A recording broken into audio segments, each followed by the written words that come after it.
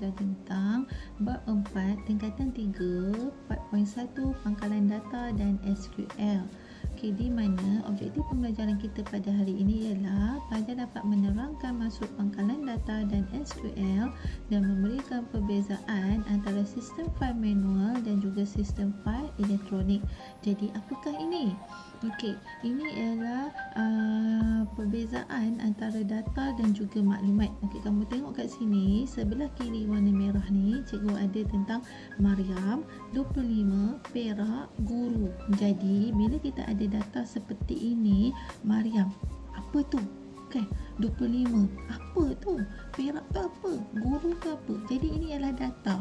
Okey, so data ialah bahan mentah, kita tak tahu apakah benda itu. Jadi apabila dia melalui satu proses, iaitu proses pengumpulan, pemprosesan dan penganalisaan, jadi maka akan terbentuklah satu maklumat seperti di sini. Oh, Mariam tu ialah nama, 25 tu ialah umur Mariam, Perak tu ialah negeri kelahiran Mariam, dan pekerjaan Mariam ialah guru. Okey, jadi yang ini kita boleh faham kan? Perkara yang kita boleh faham seperti ini dipanggil maklumat. Okey, manakala yang warna merah ni yang kita hanya ada data yang secara raw fact. Okey, dalam bahasa Inggerisnya ialah raw fact. Jadi yang ini ialah data. Setelah melalui proses pengumpulan, pemprosesan dan penganalisaan, maka jadilah seperti dalam kotak hijau ni, kita panggil maklumat. Okey. Jadi apakah di pangkalan data? Pangkalan data ialah satu tempat pengumpulan dan penyimpanan data secara berpusat yang berasaskan komputer. Maksudnya kita ada satu buah komputer di mana dalam tu ialah segala data dikumpul dan disimpan di dalam komputer tersebut. Kemudian pangkalan data juga ialah koleksi data yang saling berhubung, disimpan tanpa berlaku pengulangan data yang tidak dikehendaki. Okey, dalam satu pangkalan data juga ianya tidak akan berlaku pengulangan data. Okey, sebab apa? Bila berlaku pengulangan data akan melibatkan ruang storan menjadi lebih besar, dan pengurusan data ni dia terbahagi kepada dua, satu sistem fail ataupun sistem pangkalan data. Jadi apakah perbezaan antara sistem fail dan juga sistem pangkalan data ni? Okey, jadi ini ialah sistem fail. Okey, sistem fail ini ada dua ya, satu sistem fail secara manual, satu secara elektronik. Perbezaan dia ialah satu, data disimpan dalam fail kertas. Okey, secara manual ni disimpan dalam fail kertas, tapi secara elektronik ni dia menggunakan komputer. Kemudian fail kertas ni disimpan dalam kabinet fail. Okey, so fail ni disimpan dalam satu kabinet. Okey, dalam kabinet ni almari. Okey, tapi kalau sistem fail secara elektronik ni dia disimpan dalam komputer. Jadi apabila data ni disimpan dalam komputer, ianya lebih menjimatkan ruang lah berbanding kita simpan data secara manual. Kita melakukan sistem fail secara manual ni akan memakan ruang yang besar untuk kita letakkan almari-almari ni tadi ataupun kabinet. Okey, capaian kat atas data mengambil masa yang lama. Kenapa nak ambil masa yang lama? Bayangkan kamu nak cari, kamu kena cari satu persatu fail yang terdapat dalam almari tersebut. Tapi kalau kita simpan secara elektronik, data tu disimpan dalam peranti storan. Jadi record tu senang kita nak mencari. Okey, fail-fail tersebut senang kita nak cari.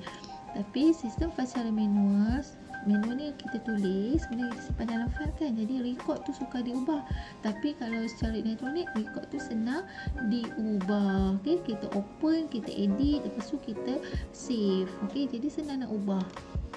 Kemudian sistem fail secara manual ni dia memerlukan ruang yang besar. Macam cikgu cakap tadi, memerlukan ruang yang besar sebab kita nak letak fail dalam kabinet ataupun almari. Almari itu sendiri sudah memakan ruang yang besar. Berbanding dengan sistem fail secara elektronik tadi, dia tidak memakan ruang yang besar dan capaian ke atas data tu singkat. Okey, tapi persamaan antara kedua-dua ini, sistem fail secara manual dan sistem fail secara elektronik, kedua-duanya ialah tempat menyimpan data. So itu ialah persamaan dia. Persamaan dia ada satu dia, iaitu tempat menyimpan data. Okey, apakah fungsi sistem pangkalan data? Fungsi dia ialah untuk membina sistem pemprosesan data yang cekap dan menyepadukan koleksi data. Okey, satu contoh sistem pangkalan data yang paling hampir dengan kamu ialah sistem analisis peperiksaan sekolah. Ini memang hampir. Ingat lagi tak? SAPS ni memaparkan kamu punya keputusan. Okey, setelah cikgu menyimpan markah kamu ke dalam sistem tersebut. Jadi fungsi dia ialah untuk membina sistem pemprosesan data yang cekap lah, sebabnya kamu boleh mendapatkan markah tu dengan sekelip mata saja setelah cikgu selesai memasukkan data markah kamu.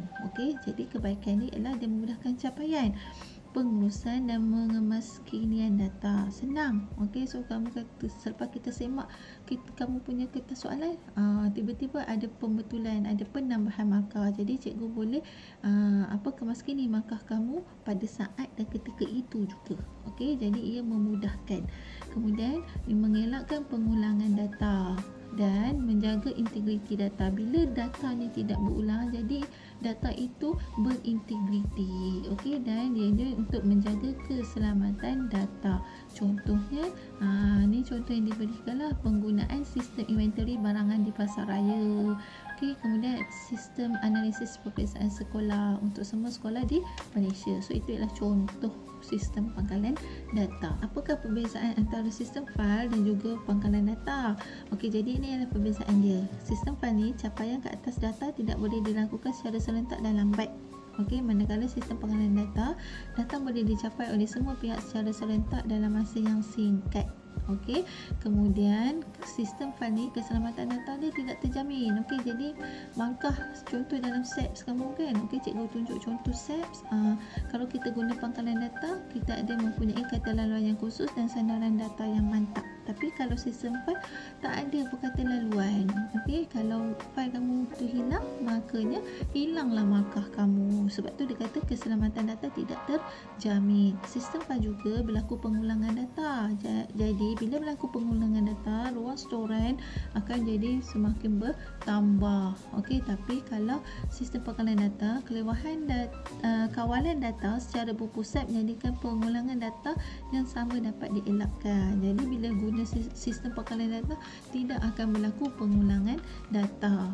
Kemudian last sekali ialah perkongsian data adalah terhad. Maksudnya kalau sistem fail ni kita letakkan fail tu dalam almari dalam satu bilik, jadi perkongsian tu terhad lah, tak boleh lah ramai orang masuk dalam bilik tu. Tapi kalau sistem pangkalan data dapat dikongsi dengan semua pihak yang terlibat secara efisien kan.